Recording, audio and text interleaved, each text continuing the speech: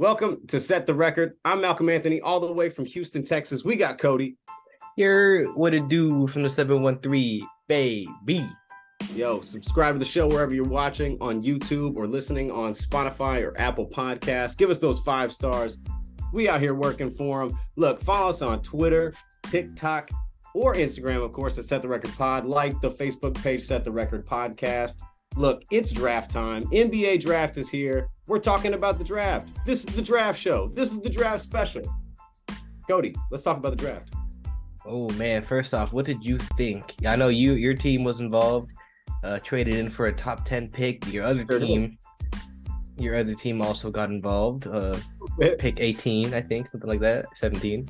Yeah, 17. Overall, I enjoyed the draft. I had a few friends over. We watched it. I was the only hoop watcher there, so I have to answer just about every question that they had. Professor Cody in the building. Watch out. But right. I ain't even no draft expert, but I know a little bit because my team's been there for the past 3 years. But yeah, overall, it's a really fun draft. We're just gonna go through real quick and talk about at least the top 10 picks. Yeah, absolutely. Top 10 picks. Give our overview. Give our opinions. Grades, let it be known we are no draft experts. We just go off of vibes. All right. Hey, and the eye test, man. We saw these guys play, and we should know, knowing that we've watched so much NBA throughout our lives, especially, I mean, you know, we do this show, we watch it religiously. So we got a little side opinion about, you know, what these guys can do for each team they're getting to go to. So let's break it down, man. Sure. Obviously, Number one, Victor Wembanyama. All right, look, that's easy, right? Easy. Yep, nothing. The Spurs, they get a pick, and look, we'll talk about the Spurs for just a second. Just a quick, the Spurs got David Robinson in 1987, right? Okay, this dude made the Hall of Fame, got a championship, right? They got Tim Duncan in 97, got 4 chips. You know what I'm saying? Like, if come on, man. These guys, they just win. They got Victor. They gonna do it again? I don't know, man. From what I thought, Victor couldn't even win in the French league, so he can't even win in the French league. Hey, you never know in the sport of basketball, but you know, a player like that, you can just look at him and say he's bound to win a few. He's got the talent. Generational prospect. Not gonna doubt him. No, he's the second tallest number 1 pick to ever be picked. Yao Ming obviously tops him by an inch. My guy. Yeah, that's right. Houston Rockets' very own. So, man, going down the list, obviously Victor gets an A. The Spurs get an A+. A+. You're right. Obvious pick. A+. You nailed that. Yeah, couldn't screw that up. So pick number two. You like Brandon Miller, Alabama's Brandon Miller going to the Hornets. I like Brandon Miller, but I don't like him going to the Hornets. Ooh, okay. That is my thing. All right, I like Brandon Miller. I thought he did not perform too great in the tournament, and obviously some things could have been going on a personal level at the time, and hopefully, you know, moving forward into the NBA world, you know, his game continues to, you know, progress because he's got game. So, yeah, you know, there's nothing but shine all the time on the NBA stage. So you got to get it. Actually, you know what? Let me reword what I said. It's not that I don't like him going to the Hornets because I think like the fit is there. Yeah, I don't like the Hornets selecting him. Okay. I think that they Michael Jordan selling though, bro. Michael Jordan selling. Michael Jordan had to screw them over one last time before he left. Okay, I just think for me, I gave the draft pick in itself a B-, right? Because at the end of the day, I can't go any lower than a B, like in the B realm. Because at the end of the day, it's Brandon Miller, still a top 3 prospect. Right. But when you missed on the obvious Scoot Henderson pick, who if Wemby wasn't here or in any other draft besides the Zion draft, he'd be a clear number 1 pick every time. Absolutely. So I just think that passing on Scoot Henderson in this scenario, even if you still have LaMelo, right? I feel like they just went with that because of LaMelo. I think they went fit over talent, and that's just not what you can do in drafts like that. You got to go talent first. They Best player totally available. close fit. I totally agree with you. I like the fit. I really do. I think Brandon Miller, along with Ball, would be tremendous. I think they could do stuff together as long as health isn't a factor for one of the balls. Right, right. Oh man. You got the Man, report today too, right? I know you did. My sucks, God. man. So Prayers up Blazers, for Lonzo. Hope he can do better. But for real real, man. quick, For real. with the Brandon Miller thing, it's like maybe the pick works out, Yeah. right? Maybe like 10 years from now, like him and LaMelo are a really good duo down the line. You have a chance to get like an elite wing. It's easier to be one of the best wings and one of the best guards because of the amount of elite guards we have. But man, even the Hornets fans were upset. I saw a video of them at their draft party. Everybody was so upset when they didn't take Scoot Henderson. But yep, You got a guy like Scoot out there. It's tough when you miss that. Mhm. I mean, that's not many times you pick a Sam Bowie. You know what I mean? Like, yeah, it's just not too often that goes down. So hopefully, in this case, Brandon Miller is exactly what they needed. Hopefully, what the doctor. Dr. MJ ordered over there before he left. Dr. MJ ain't been so good. Hey, you know what's bad? What's crazy, man? The GOAT, the GOAT should know talent, right? He should know talent. It's just yeah. Well, he called up James Booknight last year. That went. That went. But yeah, man. Hey, number 3. Speaking of Scoot Henderson, right? You mentioned him, and the Blazers, man. The Blazers. My goodness, this was a draft for the Blazers. Yeah. Scoot Henderson, man. What do you think? Obviously, should have been the number 2 pick. For the same reason I gave the Hornets the B-. It's the A+ for Henderson. Taking a guy that was supposed to be a top 2 pick at number 3, somehow like being able to get that. It's a great pick for the Blazers, right? Now you have options, right? Now they probably won't trade Dame, even though that's what you should do. But I mean, if you want to try to keep building with him, you have an explosive young guard to put next to him, right? And your other 2 explosive guards. But I don't know. They got some choices to make, but as far as the pick, they nailed it. Maybe I lower the grade to maybe an A- because they could have traded the pick maybe and got another win-now player. They had an offer from New Orleans. Yeah. And they probably could have got something like a Brandon Ingram or something for the 3rd pick. I don't know. Yeah, maybe. Yeah, I'll stick with A+ though, just because you nailed the best player available. I like A+ for them as well. I think this guy's knockout talent. I think he's so good, man. I think Scoot, like you said, in any other draft goes number 1. If there isn't a Victor Wembanyama in front of him, he's going to fit really well in Portland with or without Dame. You know, this will be for him moving forward. If they trade him, obviously it's his team. If they keep Dame, then they've got a great tandem. And they've got to figure out something to do with a Sharp or something. Somebody's got right. Another generational talent in this draft right here, and the Blazers snagged him up at number 3. Moving on, number 4, my squad, the Houston Rockets, taking Amen Thompson from Overtime Elite. Yep. Now, me personally, love the pick. No complaints from me. I gave it just basic A. All right, don't want to hand out too many A+ now. All right. Yeah, you can't do that. I think you didn't know the pick. We got a point guard. We filled our needs. We need a guy who can go out there and facilitate the ball. Someone who can be out there, be our floor general for the future. Yep. Now he has his problems, right, with shooting the ball. But both him and his brother Asar, we're gonna talk about later. Their jump shots have been developing throughout their season at Overtime Elite. Houston just hired a whole bunch of shooting coaches that he said, Amen himself said he's excited to get to work with them. He wants to work on that shot. Yeah. So I don't think it's gonna be a problem for the future. And hey, Amen and Asar, they won their Overtime League championship back to back. We got winners. Hey, you got some winners. No, yeah, for sure. No, yeah, defensively he's sound. I think right there you nailed it. His IQ. Defensively, yeah. Yeah, he's gonna have that. He's gonna be a great facilitator. So yeah, he gets his shot placement down. Really, you, you don't need him to score a whole lot. You just need him to take timely buckets. Yep. We have our scorers.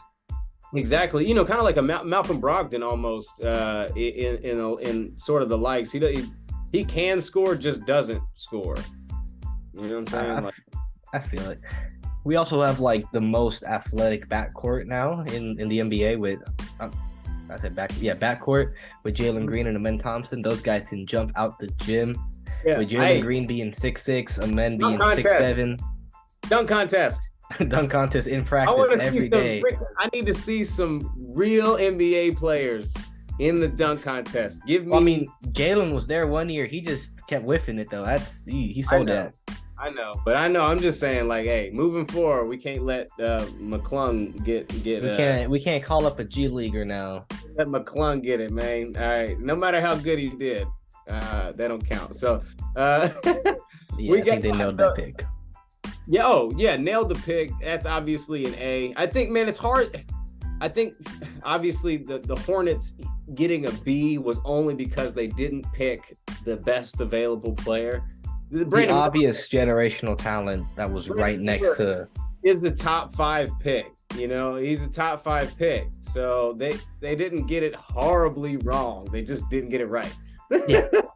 Right. It's like you got it right using the wrong formula. Yeah, right. That meme? Yep. Oh man. All right. Well, back to back, Thompson twins get taken. Detroit Pistons take Asar Thompson. Yeah. They become the third. I think. Is it the third brothers who are both taken in the top 5? The Ball brothers were taken top 5. Thompson twins were taken top 5, and I think it was somebody else. But but the fact that you went top 5 in the same draft back to back is pretty crazy, right? Yeah, absolutely crazy. Do you like the fit though? That's my one thing. My one thing is, while I gave Amen an A over in Houston, I gave this one another B minus type pick, where it's like it's a good pick. He's a talented player. Absolutely. But I feel like there's better options, like Cam Whitmore somehow didn't get taken, right?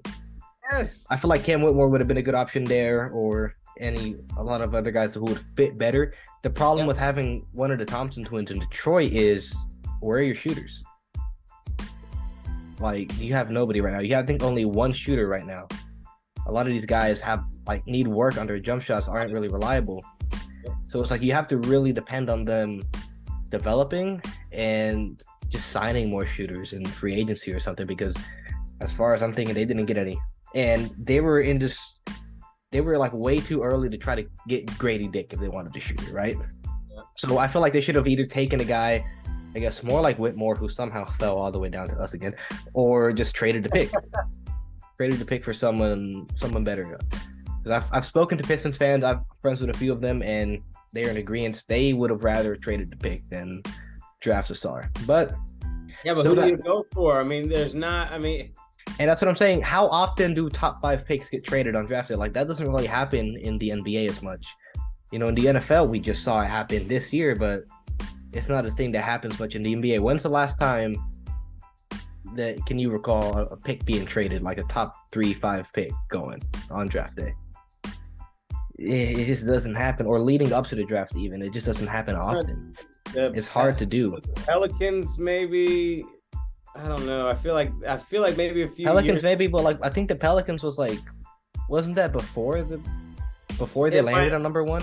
It might have been before. I think they already had that pick.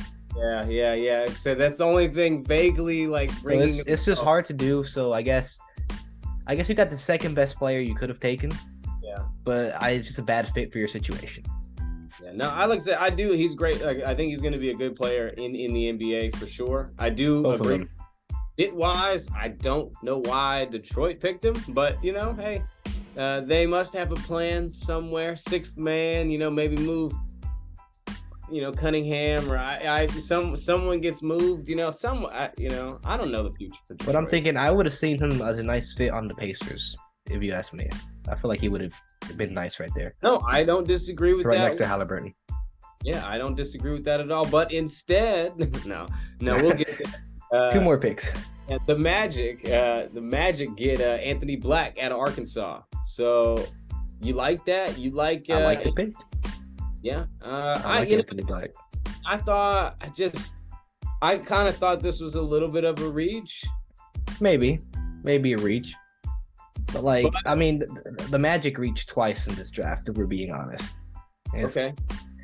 Because they also like later down the line at 11 took Jet Howard, who would have been there a lot later. I think what the Magic were doing, they were just going for the guys that they liked, no matter where they were in the draft. And I mean, it's not a bad thing to do. The Suns did that when they got Cam Johnson, and he ended up being pretty good. So I mean, it just has to work out though. It's kind of like a risk, you know, or at least trade back and get him there. Yeah. But I mean, I like Anthony Black for their team. He's 6'7". Yeah. Okay. I'm gonna say this for you, I guess. I got him. The shades he gives me, he kind of gives me shades of like Josh Giddey with better defense almost. Where it's like he likes to be a playmaker. He has the size. Yeah, he has good. I believe that. I believe that. Good finishing around the rim. Jump shot needs a little bit of work, but the difference is he'll get down to that stance, and he likes to play defense. He's good one-on-one. He's good in passing lanes. Just team defense rotations are good. Yeah, I got. Yeah, like so I thought of more of as a Cade. Yeah, because his shooting okay, I is. see it. Yeah, because I like Josh Giddey's shooting a little bit. He's got a good mid range. Giddey's developed that shot a lot too. Yeah, so yeah, I agree. No, I think he can be. I think Anthony Black can be just fine. I don't know. I don't know. I mean, he has potential to be. I mean, I think the Magic guard slot is still up for grabs. They don't really have anybody set. They're not they don't have anybody set. They have Markelle Fultz, Cole Anthony, Jalen Suggs. It's like a lot of these guys are still young and replaceable, and none of them have really showed the promise. Yeah. That you drafted them for. So I guess they're just gonna keep shooting until they get one. So I mean, it's not a bad pick. I just gave it a. You got one right last year. You know that. I give it an A-. A-? Yeah. Yeah, I'm sticking with a B for this one. A B. You know, not a B-, not a B+, just a solid B. You know, I like this guy. I really do. I just think I don't know. I just feel like it was a little bit of a reach. I'm not sure he was here. I don't know. Yeah. All right. I feel like maybe somebody else could have gotten a little higher. So now this next thing right here is a little bit not confusing, but it's they got traded. Pick number 7 and 8 got traded for each other, the Wizards and the Pacers. Yep. So the Pacers, I'm just gonna say who they traded for instead of who they actually drafted because that's basically who they drafted. Right. They drafted Jarris Walker, who went 8 but gets traded back to 7 for the Pacers. And Jarris Walker, if you guys recall watching the show, is one of my favorite prospects. For what reason? He went to Houston, baby. You like him in the top 10? You like that? Yeah, I do. I was hoping he went in the top 10, and I actually really like his fit with the Pacers and with Halliburton because he's very versatile, right? Mm-hmm. Very versatile defender. Very versatile player in general, like 6'8", 6'8" build, can play in the post, has a little bit of a jump shot, can be a lob threat for Halliburton. Yeah. And overall can defend like 2 through 5 pretty much, right? Yep, I totally agree. So yep, I think it's a good pick for the Pacers. I just gave it an A. What about you? A. No. A-. I like him. Good trade back. Yeah, I think, for them, it's a great pick for their options they have left in this position. Yeah, this is a great, solid pick. You've been really high on him, so I trust that your eye test. If the Rockets were outside of the top 5, I would have gone for him. Yeah. No, absolutely. He would have been fine with y'all too. Yeah, absolutely. Yeah. No, I actually like who the Wizards get out of the deal, although you're not a fan of the Wizards or too much. Not really what they do because it turns into a mess of 2 years later down. But yeah, they got Bial, who again drafted 7, traded back to 8. Just Bilal Coulibaly, yeah, man. Yep. I like this dude, man. Man, I think he's talented as shit. Like I said, when you're watching Victor and this dude on the same court, right? Mhm. Like, one of these dudes is getting so much shine, okay? And this guy, Bilal, he just kind of played, through the weeds. He just and through the later half of the season, he started, playing better and picking up. And I liked his run through the playoffs. I mean, I thought really he was going to be a steal in the draft, and I didn't think he was going to go as high as he did. So, and for that same reason, you said you didn't think he'd go as high as he did. I feel like it's a reach pick for the Wizards. I did not think he would go this high. I love that he did, but I was shocked when I saw his name go up this early because I thought he would be kind of a mid-late round pick.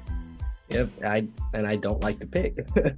Just because, I mean, when you think about it, for one, the Wizards can't draft. Okay. When, I think their last good pick was Hachimura, and they just shipped him off to the Lakers and did nothing with him. Yeah. Before that, it was Beal, who also accomplished nothing with them. They just paid him and waited for his value to, I guess, decrease to its lowest. Hey, well, they got a bunch of second-round picks out of it, didn't they? Right. I mean, it's just Beal, he's good, and I like him, but to go number 7/8, it's just, I don't know, especially with the Wizards, with what they're doing, I just don't think it's a good move for them. Mm-hmm. I mean, he has really high upside with having being 6'6" with a 7'2" wingspan. That is crazy. He has reach. He can contest. He can close out from anywhere. He was really good on Met 92 right there, bothering a lot of shots. Good in one-on-one. Good in help defense. Really just a presence, and he has that potential to really build himself and be that kind of disruptor in the future. But his offensive game, even though later down the line, he started getting better with it, I just feel like it needs a lot of work. Just relying more on his finishing, on his length and athleticism to finish, because his jump shot looks stiff. He shoots he shot 35% on wide open catch and shoot threes. Yeah. Not a good number. Definitely something to work on. He looks. Form mechanics need work, and ball security is just So this high for the Wizards, don't like it too much. I gave it a C. Yeah. I mean, good player. I like him because he has the upside. I just don't like the Wizards taking him right here. I go with the B, man. It's hard for me to give any of these guys a C grade in these top 10. I give them a B. I think I like the pick because it's a reach in sort of a sense. It's a gamble. It's a big gamble, and if it pays off, there you have it, obviously. But if not, they're due to hit one eventually. As they say, one of these is going to work. So you gotta get it one day. Yeah, no, and eventually they might. You're absolutely right. So we're moving down to 9, right? Jazz got a pick. Jazz Taylor Hendricks. Taylor Hendricks for the Jazz. Yep. As a kid at UCF, Central Florida. He is 6'10" and 215. So, do you like the pick? I mean, he kind of fits what they got going on there. I think they can run a pretty big lineup over there with Market. I mean, they already did run a big lineup last season with Markkanen, what's his name, Kessler.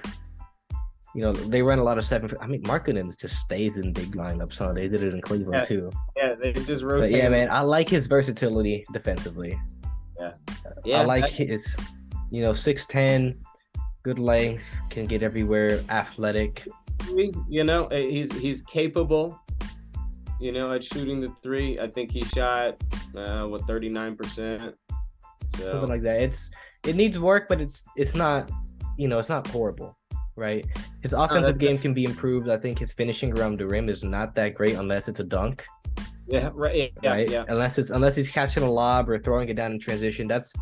I like that. He's a good transition player. He's always getting down, getting easy points right there. Like the hustle, that's for sure. But the offensive game as a whole, not the greatest. Not really a good scorer. But when it comes to Utah, they don't really need all that right now because they have their scoring. They got Markkanen, they got Clarkson still there. So it's, I feel like if anything, Utah maybe should have focused more on guards than than him. But who was still available there? Hold on. I mean, Casey Wallace would have been there. Jet Wallace was Howard. there. Yeah, right. Yep. Yeah. I mean, They had options. They had. I don't know. Oh, and guess who was still available? Cam Whitmore still. So They had Jalen Hood available. I mean, they had yeah Cam Whitmore available. They had options. They just had didn't. options, but I guess maybe none of them were enough, and maybe they just like the guy that they took. So, I mean, not a bad pick. No, not at all. I actually didn't have a grade written down, so I'll just say B plus. Yeah, no, I'm going with the B as well. Like I said, it's hard for me to give any of these grades anything lower than a B right now. And I mean, a lot of them were good picks. Yeah, they are these kids, man. Top 10 talent. They worked hard to get here, man. This is why they're there. It's hard, and in pre-draft, truly, unless someone really fumbled the bag, it's hard to give them a pre-draft or post-draft super bad grade. Right. This is all like early stuff without seeing anything, you know. Yeah, Greg Oden pop up. You know what I mean? Like we're not seeing that yet. So hopefully we don't get nothing like that. That would really suck. You know what I mean? I mean, truly, we don't. You never know. You find out these guys, you know, get to the league and just don't have it in their heart anymore. That's what happened to Ben. It feels like, you know. That was a concern with Anthony Edwards, if you remember that. Yeah, well, and he looks like a dog. So and he loves the game. He's trying to win. He's out here hyping up his teammates. He has potential to be a really good leader in Minnesota. That's why I feel like it's a different conversation, but I feel like they can be more comfortable if they really do want to trade Cat. But that's a conversation for later. Absolutely. Who knows? It might happen this summer, and we'll make an episode about it.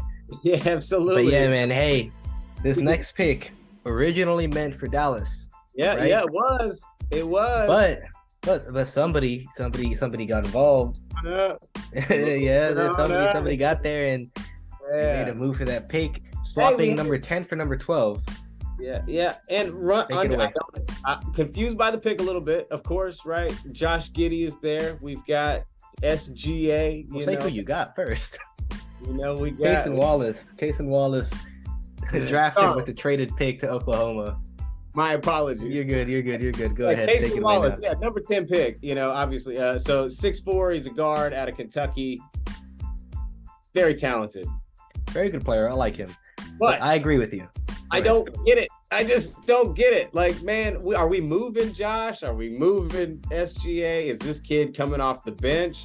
I don't want Josh to lead the second unit. I like him on the floor with Shea. So I'm like, this pick is confusing. So I mean, we've got so many young guys on our team. I wish we would have just went with depth on the elder statesman side. I wish we had older talent in this season, but these guys always have some freaking plan. Sam Presti is a draft genius. Doing something. So whether this kid is a pawn for another date, I don't know, or whether our guys are, you know, going to be used in another way. I'm not sure, but there's going to be a plan in motion, and I will be patiently waiting to see, because, you know, this is another B pick for me, and it's part of B minus because of confusion. He's talented, is I think probably talented as a B plus pick, but I'm confused on why it happened with Oklahoma City. I agree with you right there. OKC similar to their draft pick problem, where it's like they have too many picks, they got to start moving them. Now it's also they have too many young guys that they need to play, and now they just added to that problem a little bit more. So you got to really ask, like, what are they going to do with him? Casey Wallace is a very good player. I like him as a player, but I just don't like the pick as a whole because of what they already have. And when you think about it, you can't really go anywhere else either. You can't go big man. You already got Chet and Poku. Yep. Can't go wing. I mean, maybe wing. That's the only. Oh, you have Jalen Williams too, like playing. I know we got Trey Mann, we got Williams. We got too many. It's gonna be a dogfight for those minutes in Oklahoma City, and it's gonna be fun to watch. It's gonna be fun to watch. Those players gonna be playing for their minutes for real. I will be in the building for at least 8 games this season. Golly, y'all heard it. Sir, man. It's gonna be awesome. So yeah, I totally, man, this is a great draft. I actually enjoyed the first. That wraps up to top 10 at least, right? It was the top 10, man. That was what we did. And you got one more to go ahead and knock it off, man. Go ahead and knock it off, man. Yes, sir. Real quick, what we gonna talk about is our favorite picks from the entire draft, not just a top 10. And you already know where I'm going. Falling all the way down to 20. We were okay. We were considering taking him at number 4. Woo! This guy was projected top 5 in almost every mock, and he fell in our lap at 20. Cam Whitmore is here, bro. He's a rocket. Yeah, how does that happen? You guys, I don't know. I was so okay. The last 3 picks, I was so nervous. I was standing in front of my TV, like don't take him. Well, yeah, because the Heat. I thought the Lakers were gonna take him. I thought the Lakers were taking him. All dropped an opportunity. The Heat reached hard. The Heat took a very Heat pick. They took a guy who was gonna be there later. Yeah, man. Yeah. So yeah, the Heat. Yeah, the Heat. Super excited. Jack. Yeah. Yaquez Jr. What's his name? Yeah, Jaquez Jr. Something like that. Yeah, Lakers get Jalen Hood, Shafino. Yeah, that's gonna be all right. And, failure is no option. That's what they said on TV. Hey, that's the truth though. Now, for me, the steal pick in this draft, it's honestly a tough one. But I liked. Truthfully, it's a tough. I liked. Oh wait, what's this kid's name? Hold on, I have it written down in my notes. I mean, listen, taking a guy who was projected top 5 at 20 just screamed steal. That right there. That was a great pick by you guys. No, seriously, like I like your draft in general. I thought they did. It was this kid at the Trailblazers, Ryan Rupert, right? Where was that? 43. Oh, second round pick. Okay.